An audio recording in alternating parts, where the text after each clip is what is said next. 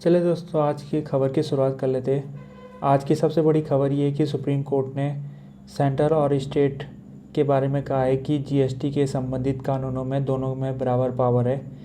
ये जो फैसला सुनाया गया था, ये गुजरात हाई कोर्ट के फैसले के ऊपर जो रिपोर्ट सुप्रीम कोर्ट के पास गई थी, उसके गुजरात के हाई कोर्ट का फैसला सही बताया सुप्रीम कोर्ट ने।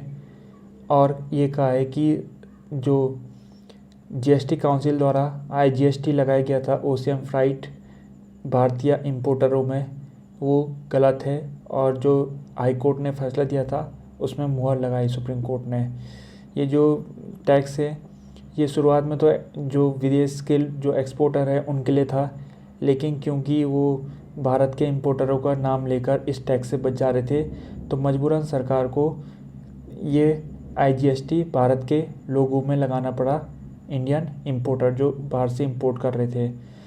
अब ये इस जो जीएसटी काउंसिल की जो रिकमेंडेशन के तहत ये टैक्स लाया गया था, तो इससे सुप्रीम कोर्ट ने ये निष्कर्ष निकाला कि जीएसटी काउंसिल के जो फैसले लिए जाएंगे, जीएसटी काउंसिल का काम ये है कि जीएसटी जो टैक्स है उसकी दर तय करना।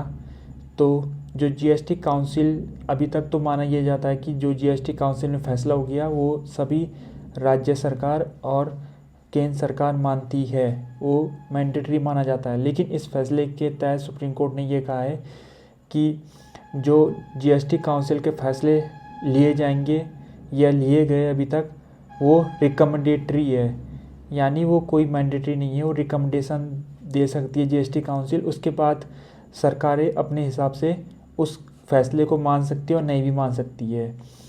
सुप्रीम कोर्ट ने इसलिए ऐसे कहा है क्योंकि ये जीएसटी काउंसिल का जो वोटिंग प्रोसीजर है उसमें केंद्र सरकार का जो वोटिंग शेयर है वो काफ़ी ज़्यादा है राज्यों के मुकाबले। जो सेंट्रल गवर्नमेंट है उसकी वोटिंग पावर 1/3 है पूरे। मान लीजिए अगर 3 वोट है टोटल, तो उसमें से 1 वोट सेंट्रल गवर्नमेंट का है। अब बचे हुए 2/3 वोट जो है वो 28 स्टेट और 9 यूनियन टेरिटरीज को मिला के ये 2/3 वोटिंग शेयर स्टेट के पास है। तो यानी सेंट्रल के पास ज़्यादा वोटिंग शेयर है। तो क्योंकि कॉन्स्टिट्यूशन में कुछ मामलों को छोड़ के केंद्र और राज्य सरकार को बराबर पावर दे रखी है, तो एक तरीके से फेडरलिज्म की हमारे कॉन्स्टिट्यूशन में बात की गई है कई बार। तो उसी के तहत फेडरलिज्म का नियम लेकर ही सुप्रीम कोर्ट ने ये जीएसटी काउंसिल के जो सिस्टम है उसको रिकमेंडेटरी ठहराया है। अभी तक जो वोटिंग प्रोसीजर मैंने आपको बताया जीएसटी में काउंसिल में, लेकिन केवल एक मामले को छोड़कर अभी तक जीएसटी काउंसिल में जितने फैसले लिए गए वो सर्वसम्मति से लिए गए। एक जो मामला था वो लॉटरी से संबंधित था, जिसमें जीएसटी काउंसिल के पास प्रस्ताव ये था कि लॉटरी का टैक्स बढ़ा के 28% कर देना चाहिए। जबकि एक राज्य जो था केरला है, उसने इसके विरोध में कहा कि इसमें वोटिंग कराई जाए, सर्वसम्मति से पास नहीं किया जाएगा। तो वोटिंग जब हुई तो उसमें 9 राज्य, जिसमें केरला, महाराष्ट्र, मध्य प्रदेश, छत्तीसगढ़, राजस्थान, इन राज्यों ने इस 28% प्रस्ताव के खिलाफ वोट दिया। लेकिन इसके बावजूद भी, क्योंकि सेंट्रल के पास अपनी 1/3 वोट है, इसके अलावा कुछ स्टेट जो बीजेपी शासित थे वो सेंट्रल के साथ मिल गए, तो आसानी से 3/4 बहुमत के साथ उन्होंने ये प्रस्ताव पास कर दिया। यहाँ पर 3/4 का मतलब ये है कि अगर मान लीजिए कोई जीएसटी काउंसिल में कोई प्रस्ताव वोटिंग में चले जाता है, तो वो प्रस्ताव पास तभी हो सकता है जब 3/4 बहुमत के साथ वो जीएसटी काउंसिल में पास हो जाए। तो अब इसका असर ये होगा कि अगर मान लेते हैं हम, ये लॉटरी वाला जो सिस्टम था, ये प्रस्ताव था, ये अगर इस सुप्रीम कोर्ट की फैसले के बाद लिया आता है ये लॉटरी का, तो उसमें क्या होता है, उसमें केरला राज्य बोलता कि क्योंकि सुप्रीम कोर्ट ने हमारे जीएसटी काउंसिल के फैसले को रिकमेंडेटरी बता दिया है, मैंडेटरी नहीं बताया है, तो हम इसको नहीं मानेंगे 28%, और हम पहले वाला सिस्टम 18% लेके चलेंगे। क्योंकि हम ऐसा कर सकते हैं क्योंकि सुप्रीम कोर्ट ने अपने फैसले में बता दिया कि जीएसटी काउंसिल की जो रिकमेंडेटरी पावर है केवल, तो इससे होगा ये कि आगे जो फैसले होंगे, जैसे जिसमें वोटिंग की जाएगी, तो वो क्योंकि वोटिंग हो ही इसी रही क्योंकि कुछ राज्य अपना अलग मत रखते हैं, तो ऐसे में वो अपने अलग रेट तय कर सकते हैं। जैसे स्टेट लॉटरी के मामले में केरला 18% ही रख सकता है, और दूसरे राज्य जिनको 28% में कोई दिक्कत नहीं है वो 28% रख सकते हैं। तो इसमें जो जीएसटी का एक मोटिव था जिसके तहत सभी इनडायरेक्ट टैक्सों को एक दर में तय करना है, वो नहीं हो पाएगा पूरा मोटिव क्लियर, क्योंकि सुप्रीम कोर्ट के पास जीएसटी का जो पूरा सिस्टम था वो चरमरा गया है। तो इसने बहुत बड़ा संकट जीएसटी के पूरे सिस्टम के लिए खड़ा कर दिया है। अभी तक जो सेंट्रल गवर्नमेंट है उसने ये कहा है कि क्योंकि अभी तक एक फैसले को छोड़ के हम सब जो भी फैसले लिए गए जीएसटी काउंसिल में सर्वसम्मति से लिए गए, तो कोई दिक्कत की बात नहीं है, क्योंकि हम कोशिश करेंगे जो भी फैसले लिए जाए वो सर्वसम्मति से लिए जाए। लेकिन क्योंकि अभी आने वाले दिन में कई बड़े फैसले होने वाले जीएसटी के तहत, जिसमें कंपनसेशन सेस जो कि राज्य सरकारों को मिलता है वो इस जून के लास्ट में ख़त्म हो रहा है, तो उसमें क्या फ़ैसला होगा वो भी देखना पड़ेगा, लेकिन अभी कुछ दिनों में क्लियर हो जाएगी बात। दूसरी खबर की तरफ बढ़ते हम। ओबीसी रिजर्वेशन एमपी में जो लागू किया गया था अभी कुछ दिनों पहले सुप्रीम कोर्ट द्वारा, जिसके तहत ओबीसी कास्टों को 14% रिजर्वेशन दिया गया है। ये जो ओबीसी को रिजर्वेशन दिया जाता है ये ट्रिपल टेस्ट के आधार में दिया जाता है, जो सुप्रीम कोर्ट ने खुद ये क्राइटेरिया बना रखा है 2010 में। ट्रिपल टेस्ट में पहला टेस्ट ये है कि जिस राज्य में ओबीसी को रिजर्वेशन दिया जाएगा उस राज्य में एक कमीशन बिठाया जाएगा, ओबीसी कमीशन, जो कि इंक्वायरी करेगा ओबीसी कास्टों की कि किस कास्ट की स्थिति कितनी बुरी है, क्योंकि जिसकी स्थिति सामाजिक, राजनीतिक और आर्थिक रूप से कमज़ोर होगी उन्हीं कास्टों को रिजर्वेशन दिया जाएगा। तो एक इंक्वायरी बिठाई जाएगी, तो उसके आधार में ही रिजर्वेशन ओबीसी को दिया जाएगा। दूसरा टेस्ट ये है कि जो रिजर्वेशन दिया जाएगा वो लोकल बॉडी के आधार में दिया जाएगा, यानी पंचायत के चुनाव हो रहे तो पंचायती आधार में ही रिजर्वेशन दिया जाएगा, वो कोई पार्लियामेंट के आधार में या स्टेट असेंबली के आधार में नहीं दिया जाएगा। तीसरा टेस्ट ये है कि जो रिजर्वेशन दिया जाएगा वो उसकी सीलिंग 50% तय की गई है, यानी कि अभी तक मध्य प्रदेश की बात करें तो 36% रिजर्वेशन वहाँ पहले से लागू है, जो कि एससी और एसटी को मिलता है। तो क्योंकि टोटल रिजर्वेशन 50% से ऊपर नहीं जा सकता है, तो अब कितना बचा माइनस करके हम देख सकते हैं 14% रिजर्वेशन ही ओबीसी को मिल सकता है।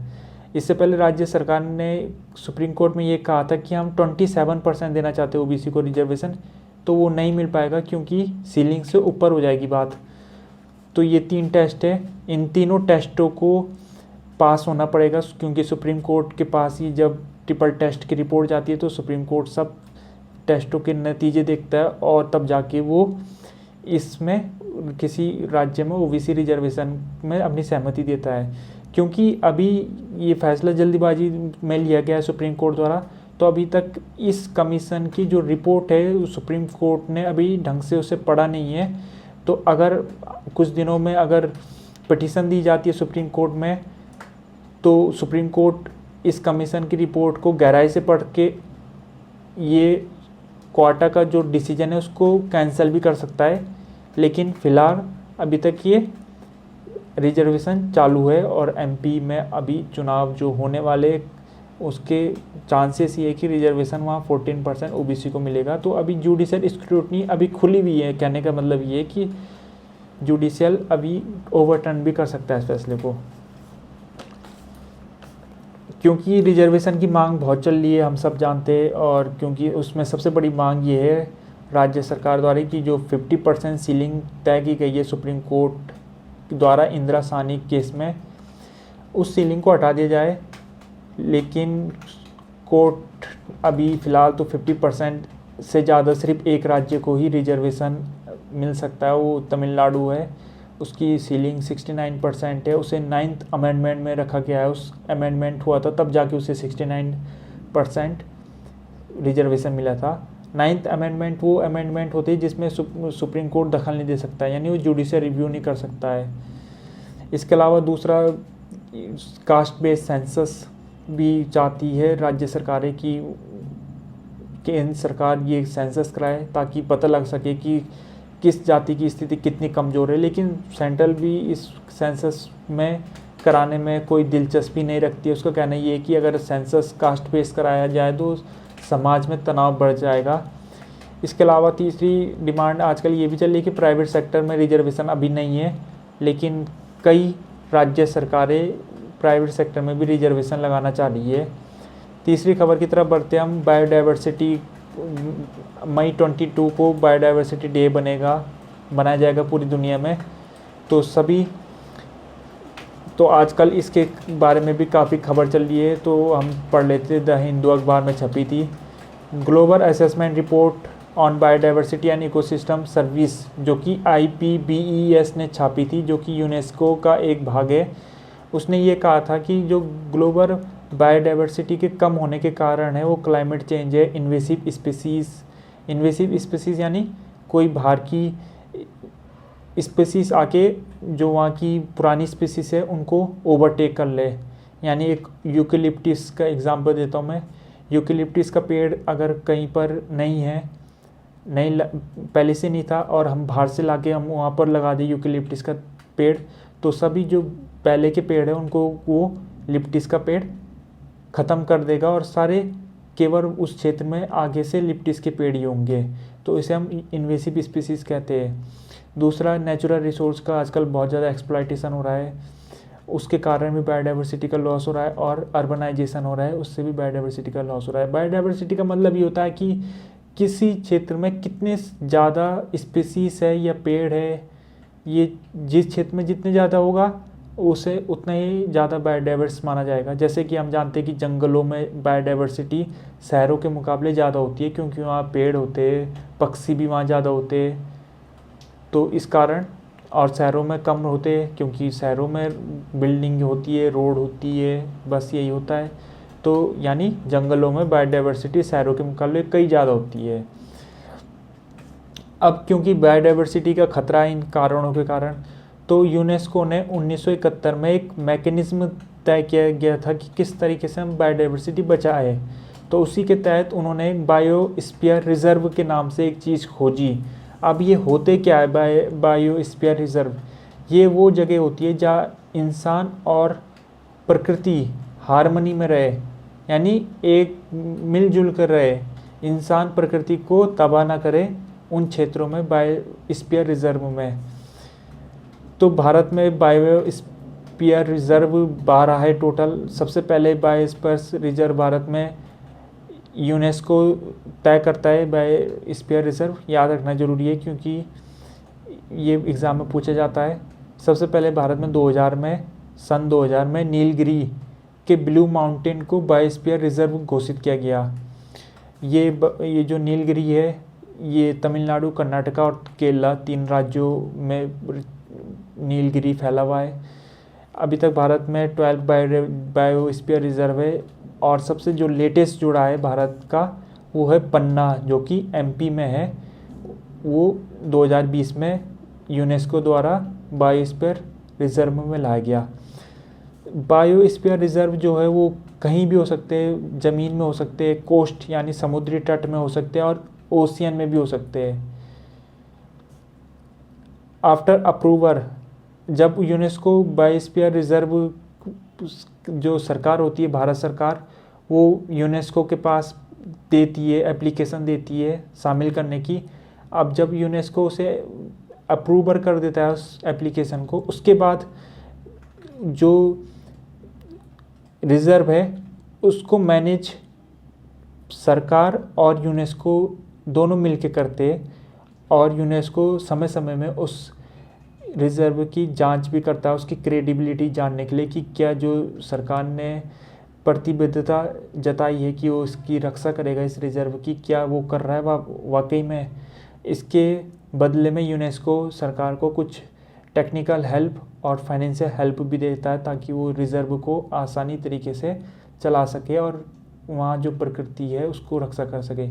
जो ज़्यादातर रिज़र्व है जैसे कि नीलगिरी या फिर पन्ना, ये सब जंगली इलाकों में है, तो हम जानते हैं ये जंगल में ज़्यादा बायोडाइवर्सिटी होती है, तो बायोडाइवर्सिटी बचाने की कोशिश है। ओशियन में भी होते हैं।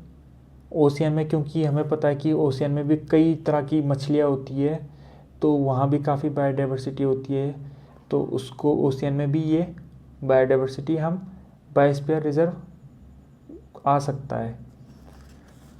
अब हम चौथी खबर की तरफ बढ़ते हैं।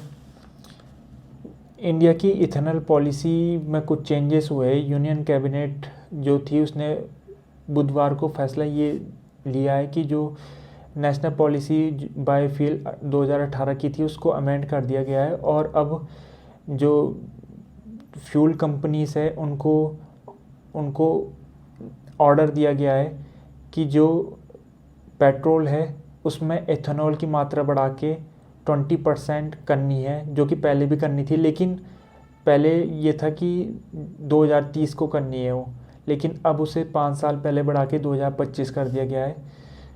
जो एथेनॉल होता है वो हाइड्रोकार्बन होता है, जिसको अगर जलाया जाता है तो उससे हीट जनरेट होती है, और हीट जनरेट होती है तो उससे इंजन पावर हो सकता है। इथेनॉल हमें जो मिलता है वो शुगर केन से मिलता है। मोलेसिस भी एक शुगर केन का भाग है, जिसे हम चाशनी कह सकते हैं। मेज मक्का से भी हमें एथेनॉल मिलता है, क्योंकि ये तीनों फसल भारत में काफ़ी होती है, शुगर केन और मक्का। तो इसकी वजह से भारत जो पेट्रोलियम भारत हम जानते हैं कि बाहर से इंपोर्ट करता है, तो अगर एथेनॉल भारत में ज़्यादा बनाया जाएगा तो उससे भारत की जो डिपेंडेंस है पेट्रोलियम की वो बाहर के देशों में कम हो जाएगी। 2001 से भारत इसकी तरफ काम कर रहा है, और 2001 में भारत सरकार ने फैसला गया था कि जो अभी 2001 में जो पेट्रोल होगा उसमें 95% पेट्रोल होगा और 5% उसमें एथेनॉल मिक्स करके पेट्रोल बनाया जाएगा, यानी ब्लेंडिंग बोलते हैं इस प्रोसेस को। लेकिन हुआ ये कि 2013-14 तक केवल 1.5% ही ब्लेंडिंग हो पाई। ये इसलिए हुआ क्योंकि जो एथेनॉल है जब वो जलता है तो उसके बाद वो कुछ अपने पदार्थ छोड़ देता है, जो पदार्थ छोड़ता है वो गाड़ियों को डैमेज कर सकते हैं। इस कारण से ये पॉलिसी ज़्यादा सक्सेसफुल नहीं हो पाई। लेकिन बाद में फाइनेंशियल इंसेंटिव दिए गए डिस्टिलरीज जहाँ शुद्धता की जाती है उन कंपनियों को। इस वजह से जो आज की डेट में जो ब्लेंडिंग है वो 5% पहुँच गई है, यानी 5% एथेनॉल पेट्रोल में डाला जाता है। नीति आयोग कमेटी की रिपोर्ट आई थी 2021 में, जिसमें उसने कहा था कि अगर हम 20% बढ़ा देते इस 5% से तो भारत के लगभग एक साल में 30,000 करोड़ रुपए की बचत हो सकती है। जो कि भारत इंपोर्ट करके ख़रीदता है वो इतना इंपोर्ट नहीं करना पड़ेगा और 30,000 करोड़ भारत के बच जाएंगे। अब ये इतना आसान अभी भी नहीं है काम, वो इसलिए नहीं है क्योंकि रिपोर्ट एक आई थी उसमें ये कहा गया था कि अगर हम 20% ब्लेंडिंग कर देते हैं एथेनॉल की तो उससे जो फ्यूल एफिशिएंसी है उसमें कमी आ जाएगी 6 से 7%, यानी जो पेट्रोल के मुकाबले एफिशिएंसी में ये जो शुद्ध पेट्रोल है जिसमें एथेनॉल नहीं है उसके मुकाबले में 20% एथेनॉल की एफिशिएंसी कम हो जाएगी, यानी वो 20% वाला एथेनॉल वाला तेल जो है वो कम चलेगा, इसका मतलब ये है। और लेकिन उसके बाद कार मेकर जो कंपनियां हैं उन्होंने ये कहा था कि अगर हम इस फ्यूल एफिशिएंसी को बढ़ाना चाह रहे हैं जो कि कम हो गई है E20 के बाद, यानी E20 का मतलब यहाँ पर ये 20% एथेनॉल के बाद हमें क्या करना पड़ेगा, जो मशीन जो कार या बाइक के इंजनों को चेंज करना पड़ेगा, जिस कारण वो एथेनॉल के प्रति ज़्यादा एफिशिएंसी दिखाए।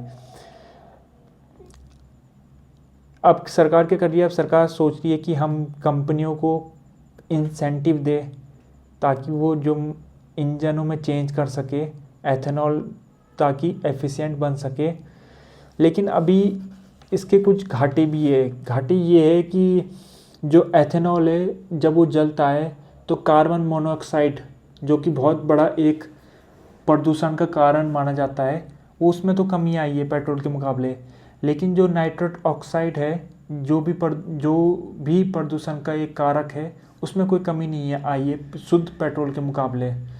दूसरा इसका नुकसान ये है कि अगर हम 20% एथेनॉल चाहते हैं तो हमें 30,000 स्क्वायर किलोमीटर में एडिशनल क्षेत्र में मक्का की खेती करनी पड़ेगी, यानी खेती की ज़रूरत हमें खेती क्षेत्र की ज़रूरत पड़ेगी एक्स्ट्रा।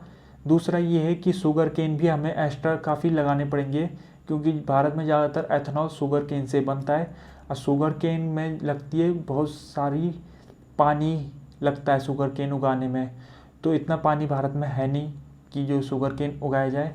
तो ये 2 कारण से अभी एथेनॉल में इन्वायरमेंटल खतरे हैं। अब हम आज की आखिरी खबर पढ़ लेते हैं। यूएस रेट हाइक, यूएस जो है अपने इंटरेस्ट रेट में आगे बढ़ा रहा है उसे, तो उससे भारत के जो शेयर मार्केट है उसमें हलचल हो रखी है। वो इसलिए हुई है क्योंकि जब यूएस अपना रेट बढ़ाता है इंटरेस्ट रेट, तो उससे जो फॉरेन के इन्वेस्टर होते हैं वो वापस यूएस की तरफ चले जाते हैं। वो इसलिए जाते हैं क्योंकि मान लीजिए एग्जांपल देता हूँ मैं आपको कि अभी यूएस का इंटरेस्ट रेट 2% है। अब यूएस के सेंट्रल बैंक ने उसे बढ़ा के 4% कर दिया है, यानी बढ़ा दिया है। इससे होगा ये कि यूएस के जो लोग हैं, बिजनेस है, वो पहले अगर 100 रुपये उनके है बैंक में जमा करने के बाद, उन्हें 1 साल बाद 102 रुपये मिलेगा, क्योंकि 2% इंटरेस्ट रेट है। अब क्या होगा, इंटरेस्ट रेट बढ़ने के बाद अब उन्हें 104 रुपये मिलेंगे अपने पैसे 100 रुपये के ऊपर 1 साल बाद। पहले कम मिले थे, अब ज़्यादा मिलेंगे। तो उससे होगा ये कि वो वापस अपने देश तो लौटेंगे। अब वो भारत में क्यों लगाएंगे पैसा, अब उन्हें अपने देश में ज़्यादा मिल रहा है, तो इसलिए इन्वेस्टर वापस अपने देश में अब पैसा लगा रहे हैं, यानी फॉरेन इन्वेस्टर कहते हैं, जो कि ज़्यादातर यूएस से ही है, जाहिर सी बात है।